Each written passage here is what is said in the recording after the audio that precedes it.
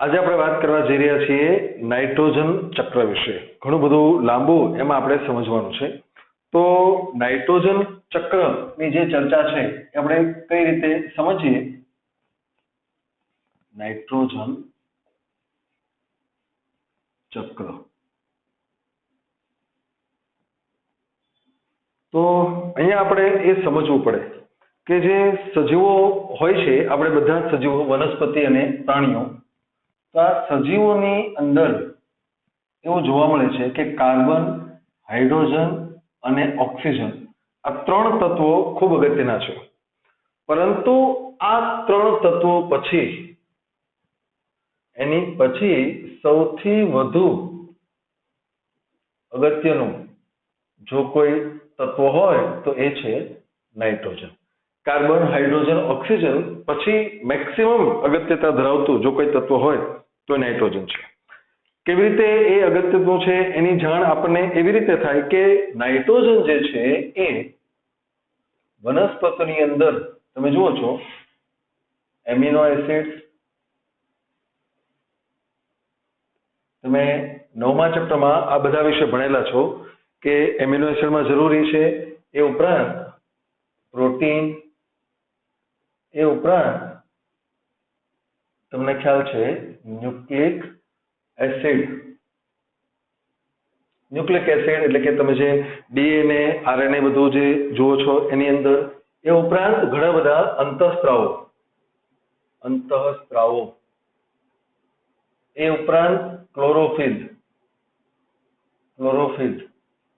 અને મોટા ભાગના વિટામિન. આ બધાની રચના એવી છે કે જેમાં નાઇટ્રોજન ખૂબ જ અગત્યનો ભાગ ભજવે છે અને એટલા માટે આપણે નાઇટ્રોજન ઉપર ખૂબ જ વધારે ચર્ચા કરવાની છે. હવે અહીંયા આપણે જોઈએ તો ભૂમિની અંદર સામાન્ય રીતે જોવા મળે છે કે જે વનસ્પતિઓ હોય છે એમને નાઇટ્રોજન માટે ભૂમિના સૂક્ષ્મ જીવો સાથે સમજીએ આપણે સ્પર્ધા કરવી પડે છે. ભૂમિમાંથી એને નાઇટ્રોજનનું શોષણ કરવાનું. જો બીજા બધા તત્વોનું શોષણ પણ ભૂમિમાંથી જ થવાનું છે, પણ બીજા બધા તત્વો એટલા બધા બહુ વધારે માત્રામાં જરૂરી નથી. પણ નાઇટ્રોજન તો એટલું બધું જરૂરી છે કે વનસ્પતિને પણ બહુ મોટી માત્રામાં જોવે છે અને સૂક્ષ્મ જીવોને બહુ મોટી માત્રામાં જોવે છે, એટલે એમની વચ્ચે સ્પર્ધા થાય છે. તો આ સ્પર્ધા જે છે એની જે અસર એ એવી આવે છે કે મોટા ભાગના જે નિવસન તંત્રો છે, આપણી આજુબાજુની જે જગ્યાઓ છે, એ કુદરતી હોય કે કૃત્રિમ હોય, એ ખેતીવાડી હોય કે આપણે બનાવેલા બાગ બગીચા હોય કે કુદરતી રીતે જંગલો હોય, એમની અંદર અહીંયા આપણે ખાસ નોંધવું પડે કે નાઇટ્રોજન જે છે એ સીમિત પરિબળ બને છે. નાઇટ્રોજન સીમિત પરિબળ બને એનો અર્થ આપણે જાણીએ છીએ કે સીમિત પરિબળનો અર્થ શું થાય કે જે તત્વ અથવા તો જે ઘટકને કારણે સજીવોની વૃદ્ધિ ઘટે અથવા તો અટકે એને આપણે સીમિત પરિબળ કહીએ છીએ. તો આવું જે પરિબળ છે એ નાઇટ્રોજન છે, કારણ કે એને સૂક્ષ્મજીવો, વનસ્પતિને જ્યાંથી લેવાનું છે ત્યાંથી સૂક્ષ્મજીવો પણ લેતા હોય છે. તો હવે અહીંયા આપણે સમજીએ, આપણી બુકની અંદર જે આપેલું છે બધું વર્ણન બરાબર છે, પણ આપણે એને થોડુંક વધારે સમજવા માટે અહીંયા એ જોઈએ કે નાઇટ્રોજનનું જે ચક્ર છે, નાઇટ્રોજન ચક્ર, એને આપણે મુખ્યત્વે 3 ભાગમાં વહેંચી શકીએ છીએ. એનો જે પહેલો વિભાગ છે એ છે નાઇટ્રોજનનું સ્થાપન. બીજો ભાગ જે છે એ છે નાઇટ્રોજનનું ચયાપચય. અને ત્રીજો ભાગ જે છે એ છે નાઇટ્રોજનનો વ્યય. આ 3 ઘટનાઓ, ત્રણે વિશે પહેલા હું તમને થોડુંક ટૂંકમાં સમજાવી દઉં. તો સૌથી પહેલી બાબત એ છે કે નાઇટ્રોજન જે છે એ દ્વિઅણુ N-ટ્રિપલ બોન્ડ N તરીકે વાતાવરણમાં રહેલો છે. વાતાવરણમાં ગમે એટલો નાઇટ્રોજન હોય, વનસ્પતિ કે પ્રાણીઓ એનો સીધો ઉપયોગ કરી શકતા નથી. એને ફરજિયાતપણે ભૂમિમાં દાખલ થવું પડે છે એના ક્ષાર સ્વરૂપે. તો અહીંયા નાઇટ્રોજન સ્થાપન જે હોય છે એની મેઇન વ્યાખ્યા અહીંયા આપણે સમજીએ. હવે વારાફરતે આ બધા વિશે વાત કરીએ. નાઇટ્રોજનનું સ્થાપન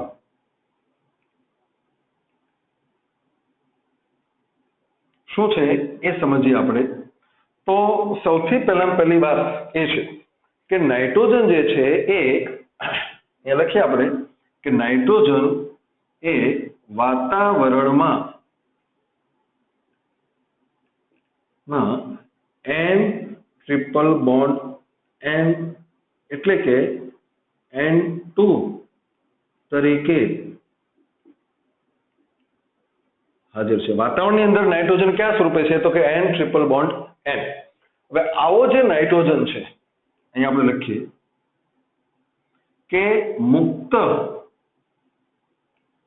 નાઇટ્રોજન જે હોય છે વાતાવરણમાં જે મુક્ત નાઇટ્રોજન છે નું ક્ષાર તરીકે ક્ષારમાં રૂપાંતર થઈ ભૂમિમાં ભળવાની ક્રિયા ને નાઇટ્રોજનનું સ્થાપન કહે છે. એટલે નાઇટ્રોજનનું સ્થાપન જે હોય એની મેઇન વ્યાખ્યા આપણે શું આપીએ છીએ કે વાતાવરણની અંદર જે નાઇટ્રોજન રહેલો છે એ નાઇટ્રોજન મુક્ત સ્વરૂપે છે, એનો કોઈ સજીવ ઉપયોગ કરી શકતા નથી. સજીવો માટે અવેલેબલ ત્યારે જ બને કે જ્યારે એના ક્ષાર તરીકે ભૂમિમાં હોય.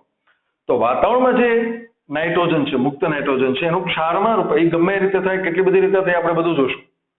પરંતુ અહીંયા આપણે એ જોવાનું છે કે એનું રૂપાંતર થઈને ભૂમિમાં ભળવાની જે પ્રક્રિયા છે એને આપણે નામ આપીએ છીએ નાઇટ્રોજનનું સ્થાપન. હવે આપણે એ સમજીએ કે કેવી રીતે થતું હોય છે. તો એના માટે લખવાનું છે સૌથી પહેલી બાબત એ છે અજૈવિક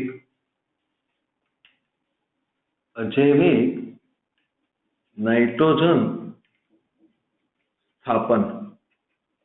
અજૈવિક એટલે શું? તો કે કુદરતી ઘટકો દ્વારા થતું હોય છે મોટા ભાગે. તો આવી કુદરતમાં જે પ્રક્રિયાઓ થાય છે એ પ્રક્રિયાઓ કેવી છે કે જેના કારણે આ નાઇટ્રોજન જે છે એ આપણને પ્રાપ્ત થાય છે. તો એની અંદર આપણે લખવું પડે કે એ થાય છે વીજળીના ચમકારા દ્વારા, વીજળીના ચમકારા દ્વારા અથવા અલ્ટ્રાવાયોલેટ કિરણો દ્વારા. વીજળીના ચમકારા અને અલ્ટ્રાવાયોલેટ કિરણો, ચોમાસાની અંદર જે વીજળી થતી હોય છે એ વીજળીના ચમકારા અને એ અલ્ટ્રાવાયોલેટ કિરણો જે હોય છે એના દ્વારા જે નાઇટ્રોજન હોય છે એ નાઇટ્રોજનનું રૂપાંતર નાઇટ્રોજન ઓક્સાઇડ, નાઇટ્રોજન ડાયોક્સાઇડ અથવા N2O માં થઈ શકે છે. આવી રીતે એ નાઇટ્રોજનના ઓક્સાઇડ્સ તરીકે એ ભૂમિની અંદર આવી શકે છે. આમાં ઉર્જા, વીજળીના ચમકારામાં ઉર્જા છે, અલ્ટ્રાવાયોલેટ કિરણોમાં પણ ઘણી બધી ઉર્જા છે. તો એના દ્વારા એ બધું થઈ શકતું હોય છે. એ ઉપરાંત બીજી કેટલીક ઘટનાઓ એવી છે કે જેના દ્વારા એ થતું હોય છે. દાખલા તરીકે ઔદ્યોગિક દહન એ આપણે લખીએ. ઉપરાંત ઔદ્યોગિક દહન અથવા જંગલોની આગ અથવા વાહનોના ધુમાડા અથવા વીજ ઉત્પાદન ક્ષેત્રો, મોટાભાગે થર્મલ પાવર સ્ટેશન જે હોય છે ત્યાં પણ આપણે સમજી શકીએ છીએ કે આ બધી જે જગ્યાઓ છે ત્યાં પણ આવા નાઇટ્રોજનના સ્થાપનની પ્રક્રિયા થતી હોય છે કે જે દરમિયાન નાઇટ્રોજનનું એ આપણે લખીએ કે નાઇટ્રોજનનું તેના ઓક્સાઇડમાં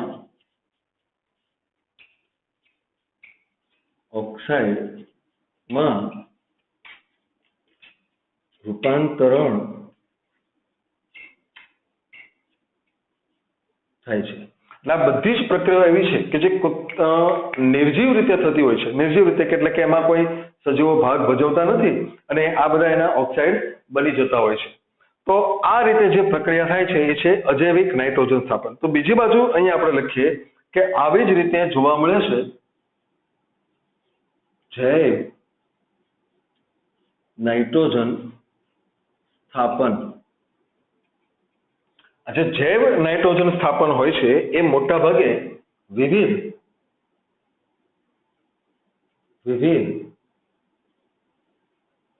સજીવો દ્વારા થાય છે. જુદા જુદા પ્રકારના જે સજીવો છે તેના દ્વારા થાય છે. તો અહીંયા આપણે જે ઘટનાઓ લખી બહુ ટૂંકમાં લખી છે. હજી આપણે જૈવિક નાઇટ્રોજન સ્થાપન એના વિશે બહુ ડિટેલમાં સમજવાનું છે. પણ નાઇટ્રોજન ચક્રના જે 3 મુદ્દાઓ છે એ 3 મુદ્દામાંથી નાઇટ્રોજનના સ્થાપન વિશેની થોડી વાત અહીંયા આપણે કરી. હવે આપણે વાત કરીએ છીએ નાઇટ્રોજનનો ચયાપચય. નાઇટ્રોજનનો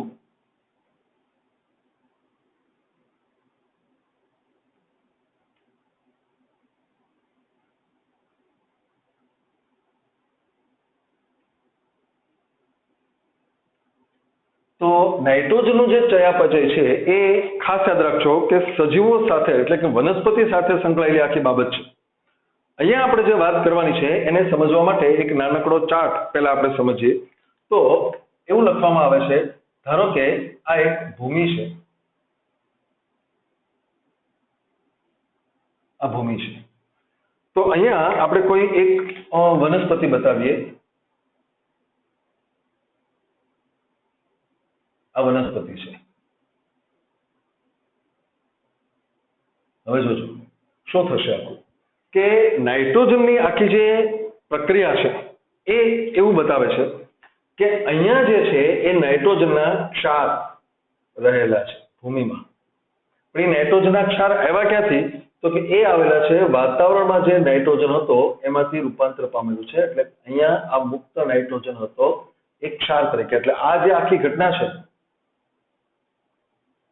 એને આપણે સ્થાપન નામ આપ્યું છે. હજી હમણાં આપણે જેની ચર્ચા કરી કે નાઇટ્રોજનના સ્થાપન દ્વારા હવામાં રહેલો મુક્ત નાઇટ્રોજન એક ક્ષાર તરીકે આવે છે. નાઇટ્રોજનના જે ક્ષાર છે આ ક્ષાર હંમેશા ખાસ યાદ રાખો કે એ કેવા હોય છે? અકાર્બનિક ક્ષારો જોવા મળે છે. હવે શું થશે? તો જે વનસ્પતિ છે એ આવા અકાર્બનિક ક્ષારોનું શોષણ કરે છે. અહીંયા આપણે જે નામ લખ્યા છે ને NO, NO2, NO3 એવા બધા જે નાઇટ્રેટ, નાઇટ્રાઇટ, એમોનિયમ આયન એવા બધા જ પ્રકારના ક્ષાર પછી આપણે બધા વિશે ડિટેલમાં જોઈશું. પણ આવા જે ક્ષાર હોય છે એનું શોષણ એ આ વનસ્પતિ કરે છે અને વનસ્પતિની અંદર હવે એનો ઉપયોગ થાય છે અને અહીંયા બનવા મળે છે કાર્બનિક નાઇટ્રોજન. કાર્બનિક નાઇટ્રોજન જે નામ અહીંયા આપણે લખ્યા છે બધા amino acid, protein, nucleic acid, અંતઃસ્રાવ, ક્લોરોફિલ, વિટામિન આ બધું જ વનસ્પતિમાં બને છે. તો અહીંયાથી શોષણથી નાઇટ્રોજનનું ચયાપચય શરૂ થાય છે. અહીંયા સ્થાપન હતું, હવે શું શરૂ થયું? એનું ચયાપચય. હવે શું થશે? તો કે આ જે વનસ્પતિમાં જે કાર્બનિક નાઇટ્રોજન છે એનો ઉપયોગ જુદા જુદા પ્રાણીઓ પોતાના માટે કરે છે. એટલે એ કાર્બનિક નાઇટ્રોજન હવે ક્યાં આવે છે? પ્રાણીઓની અંદર. પ્રાણીઓની અંદર આવે છે એટલે પ્રાણીઓ એનો પોતાના કાર્બનિક પદાર્થો બનાવવા માટે ઉપયોગ કરે છે. આપણી અંદર પણ આમાંથી ઘણું બધું છે. એમિનો એસિડ છે, પ્રોટીન, ન્યુક્લિક એસિડ, અંતઃસ્રાવો, વિટામિન આ બધું છે. તો આ બધું બનાવવામાં આપણે એ જ કાર્બનિક નાઇટ્રોજનનો ઉપયોગ કરીએ છીએ. હવે શું થશે? તો કે આ જે કાર્બનિક નાઇટ્રોજન વનસ્પતિમાં છે એ અને આ પ્રાણીઓ એ બધાના મૃતદેહો ફરી પાછા ભૂમિમાં ઉમેરાય છે. મૃત્યુ પામે એટલે બધું અહીંયા આવે છે. એટલે એનો અર્થ એવો થાય કે આ જે મૃતદેહો છે એમાં શું હાજર છે? તો કે વનસ્પતિના અને પ્રાણીઓના કાર્બનિક નાઇટ્રોજન. હવે આ જે મૃતદેહો હોય છે એમાંથી સૌથી પહેલા અહીંયા એમોનિયા છૂટો પડે છે, NH3 એમોનિયા છૂટો પડે છે અને પછી એમાંથી છૂટા પડે છે પાછા આવા અકાર્બનિક ક્ષારો એટલે કે નાઇટ્રિફિકેશન. એટલે આ જે આખી ઘટના છે એવું નામ હારોર લખી દઉં તમને. આ આખી ઘટના એને એમોનિફિકેશન કહેવામાં આવે છે અને આ જે આખી ઘટના છે એને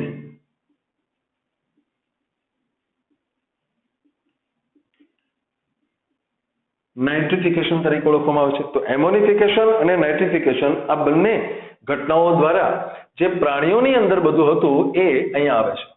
પરંતુ સાથે સાથે ઘણી વખત એવું બને છે કે અહીંયા આવેલો જે નાઇટ્રોજનના ક્ષારવાળો જે ઘટક છે એ ફરી પાછો રૂપાંતરણ પામીને અહીંયા જતો રહે છે. આમ ક્ષારમાંથી પાછો તો આ જે છે એ છે નાઇટ્રોજનનો વ્યય. નાઇટ્રોજનનો વ્યય. એ વ્યયને શું કહેવાય એ બધું લખશું. પણ તમે જુઓ કે આ આખું ચક્ર અહીંયા જે ફરે છે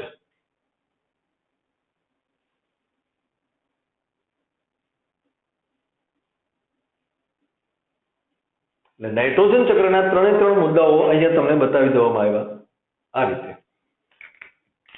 નાઇટ્રોજનનું સ્થાપન અહીંયા લખ્યું છે, પછી આ નાઇટ્રોજનનું ચયાપચય અને આ છેલ્લે જે છે નાઇટ્રોજનનો વ્યય.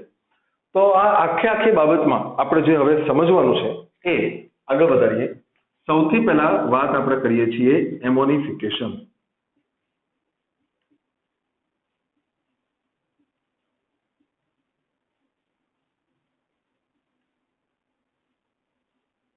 એમોનિફિકેશન કોને કહેવાય? એમોનિફિકેશન એ આપણે સમજી લઈએ. તો મૃત જે વનસ્પતિ અને પ્રાણીઓ છે, મૃત વનસ્પતિ અને પ્રાણીઓ ના કાર્બનિક નાઇટ્રોજન, અહીંયા આપણે જે દેખો છો ને આ બધો કાર્બનિક નાઇટ્રોજન છે. તો વનસ્પતિ અને પ્રાણીઓ જ્યારે મૃત્યુ પામે છે ત્યારે એમના જે કાર્બનિક નાઇટ્રોજન હોય છે એ કાર્બનિક નાઇટ્રોજન નું વિઘટન થી એમોનિયા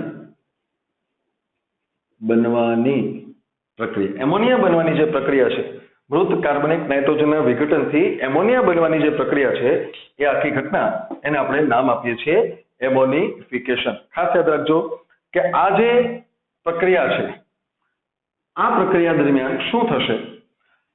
તો હવે આપણે જોવાનું છે કે આ જે એમોનિયા છે તે પૈકી થોડો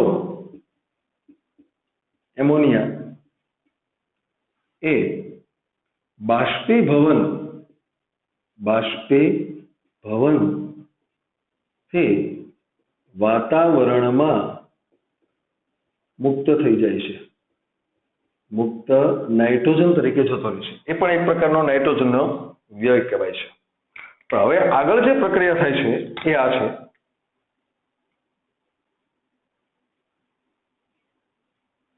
નાઇટ્રિફિકેશન.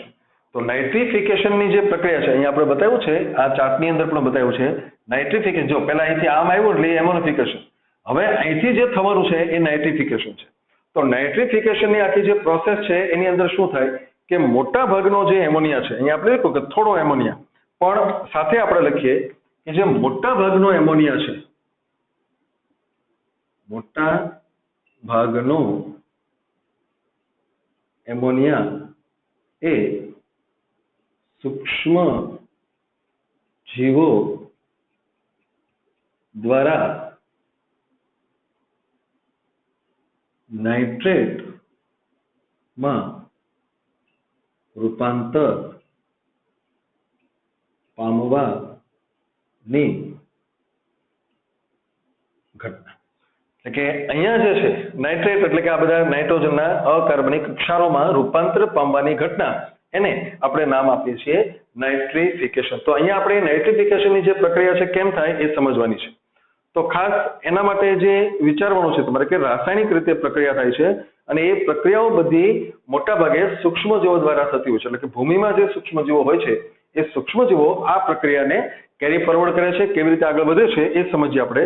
તો એના જે સ્ટેપ છે એમાં સૌથી પહેલા આપણે લખીએ કે જે એમોનિયા હોય છે, આપણે આ આખી જે પ્રક્રિયા છે એ એમોનિયા ઉપર બતાવીએ છીએ.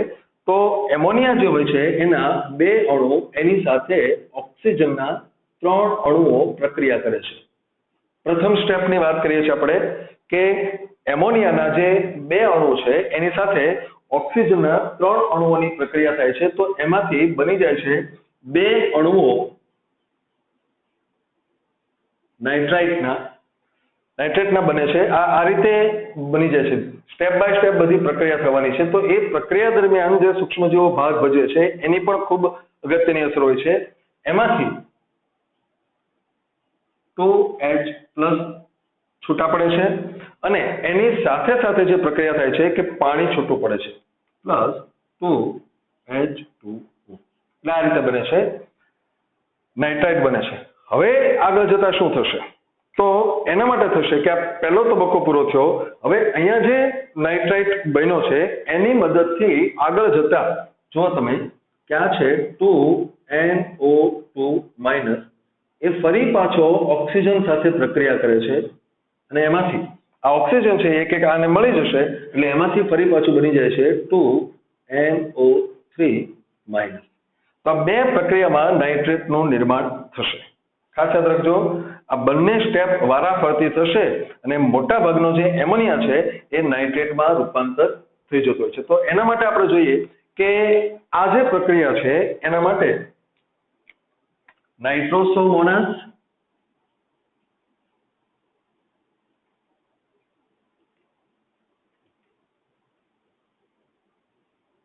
નાઇટ્રોસોમોનાસ નામના જે બેક્ટેરિયા છે એ આ પ્રક્રિયા કરે છે. એ ઉપરાંત બીજા બેક્ટેરિયા છે એ છે નાઇટ્રોકોકસ.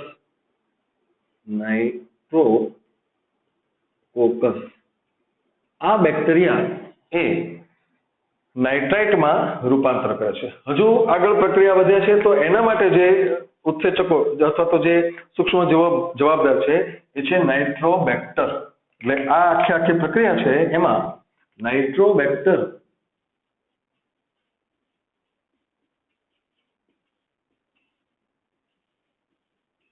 બેક્ટેરિયા, એટલે આ ત્રણ બેક્ટેરિયા નામ છે, નાઇટ્રોસોમોનાસ, નાઇટ્રોકોકસ અને નાઇટ્રોબેક્ટર. આ ત્રણ પ્રક્રિયાઓ દ્વારા આ ત્રણ બેક્ટેરિયા, એમાંથી બે બેક્ટેરિયા એવા છે કે જે આમાં ભાગ ભજવે છે, એક બેક્ટેરિયા આમાં ભાગ ભજવે છે.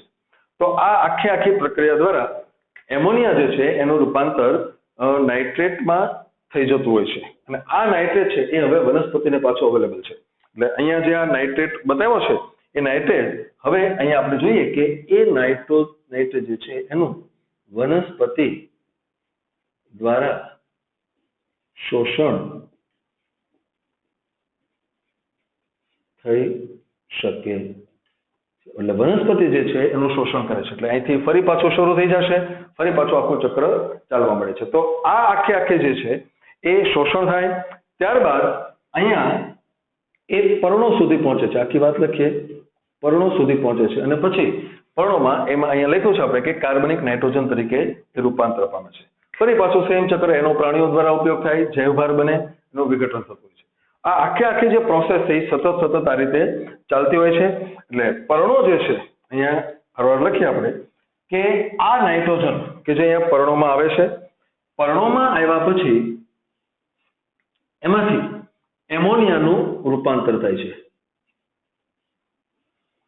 નાઇટ્રોજન હતા એ ક્ષાર હતા, એના અકાર્બનિક હતા, હવે એમોનિયા બને છે. એમોનિયા જે છે એનું રૂપાંતર હવે એમિનો એસિડમાં થઈ જાય છે અને એમિનો એસિડમાંથી આગળ જતા પ્રોટીન બની શકે છે. ઓકે, આ ઉપરાંત એવું બની શકે છે કે આ જે એમોનિયા છે એમાંથી અન્ય નાઇટ્રોજન યુક્ત ઘટકો પણ બની જતા હોય છે. એટલે નાઇટ્રોજન યુક્ત પદાર્થો જે બને છે એ આ રીતે બને છે. તો આખી પ્રક્રિયા દરમિયાન જે ચક્ર ફરે છે એ આખું ચયાપચય તરીકે ઓળખાય છે. હવે આપણે જે વાત કરવાની છે, અહીંયા જગ્યા નથી એટલે હું થોડીક આ બાજુ અહીંયા વાત કરું છું. જો આપણે અહીંયા 3 વિભાગો લખ્યા હતા, નાઇટ્રોજનનું સ્થાપન, પછી ચયાપચય અને વ્યય. હવે આપણે જે વાત કરવાની છે એ છે નાઇટ્રોજનનો વ્યય. નાઇટ્રોજનનો વ્યય એટલે કે જો અહીંયા તમારે એ સમજવાનું છે કે એકચ્યુઅલી વનસ્પતિ માટે અવેલેબલ કેવો નાઇટ્રોજન છે કે જે ભૂમિમાં આવ્યો છે. આ તો છે જ તે અહીંયા હવામાં તો કેટલો 78% નાઇટ્રોજન છે, પરંતુ એ નાઇટ્રોજન વનસ્પતિ માટે કે પ્રાણીઓ માટે પ્રાપ્ય નથી. વનસ્પતિ માટે પ્રાપ્ય માત્ર કેટલો છે? આ ક્ષાર રૂપે છે. તો ક્ષાર રૂપે છે એ નાઇટ્રોજન હવામાં જતો રહેવાની જે પ્રક્રિયા છે એ નાઇટ્રોજનનો વ્યય છે. તો અહીંયા આપણે લખીએ કે આ જે આખી પ્રક્રિયા છે એ મોટા ભાગે ડિનાઇટ્રિફિકેશન તરીકે ઓળખાય છે. ડિનાઇટ્રિફિકેશન એટલે શું? તો કે જે ક્ષાર અથવા તો જે તત્વો ભૂમિમાં રહેલા છે, એટલે ભૂમિની અંદર જે નાઇટ્રેટ રહેલો છે, ભૂમિના નાઇટ્રેટ નું ઓક્સિડેશન થઈને મુક્ત નાઇટ્રોજન હવામાં ભળે. ભૂમિમાં જે આ ક્ષાર છે એનો વ્યય આ રીતે થશે કે એનું ઓક્સિડેશન થાય અને એની અંદરથી જે બધું થાય છે એ હવામાં ભળી જશે. મોટા ભાગે અહીંયા આપણે બતાવવું પડે કે સ્યુડોમોનાસ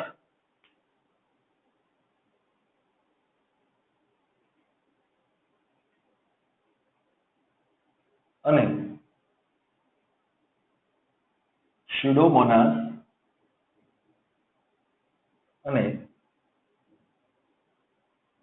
થાયોબેસિલસ આ બે બેક્ટેરિયા એવા છે કે જેના દ્વારા આ પ્રક્રિયા મુખ્યત્વે થતી હોય છે.